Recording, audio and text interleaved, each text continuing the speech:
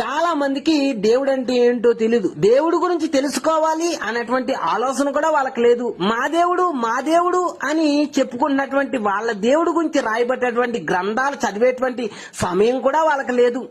కానీ లోక సంబంధమైనటువంటి పనుల కోసం సినిమాలు, సీరియళ్ళు, టీవీలు, టిక్ టాక్లు ఇలా వ్యర్థమైనటువంటి ప్రతి పనికి వాళ్ళకి సమయం ఉంటుంది. కానీ వాళ్ళ దేవుడి గురించి రాయబడ్డటువంటి గ్రంథాలు తెలుసుకోవడానికి కానీ వాళ్ళకి సమయం ఉండదు. ఇలా దేవుడంటే ఎవరో తెలియక కుక్కల్లో దేవుణ్ణి చూస్తారు, పందుల్లో దేవుణ్ణి చూస్తారు, బట్టలు లేనటువంటి మనుషుల్లోనూ మట్టి విగ్రహాల్లోనూ దేవుణ్ణి చూస్తూ ఉంటారు. కుక్క దేవుడు ఎలాగవుతారు, పంది దేవుడు ఎలాగవుతారు, బట్టలు లేనటువంటి మనుషులు మట్టి విగ్రహాలు దేవుళ్ళు ఎలాగవుతారు అనేటువంటి ఆలోచించరు.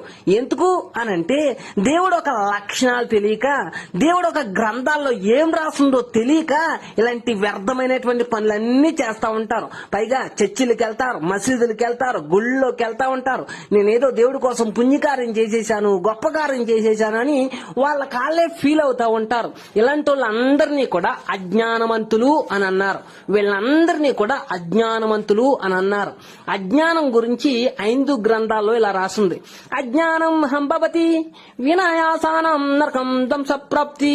అజ్ఞానం హంభవతి వినాయాసానం నరకం ధ్వంసప్రాప్తి అనగా నువ్వు నమ్ముచున్న నమ్మకం అజ్ఞానమైతే, తెలివి తక్కువదైతే, పనికిరాందైతే, నీ దేవుడి గురించి నీకే తెలియలేకపోతే, నీ దేవుడి గురించి రాయబడేటువంటి గ్రంథాల గురించి నీకే తెలియలేకపోతే అహం అనేటువంటి మూఢత్వం భక్తి మండుచున్న నరకంలో వేయబడును అని అర్థం. నువ్వు గుళ్ళోకి వెళ్ళిపోయి నీ దేవుడి గురించి తెలియకుండా ఎన్నో గొప్ప పని చేసేసాను అని అనుకుంటున్నావే, అవన్నీ కూడా దేవుడి దగ్గర చేరవట.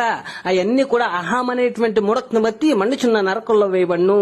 నువ్వు చేస్తున్నటువంటి పుణ్యకార్యాలన్నీ కూడా దేవుడి దగ్గర చేరకపోగా అవన్నీ కూడా అగ్నిలో పడతాయి అని ఈ గ్రంథానికి, ఈ యొక్క శ్లోకానికి అర్థం.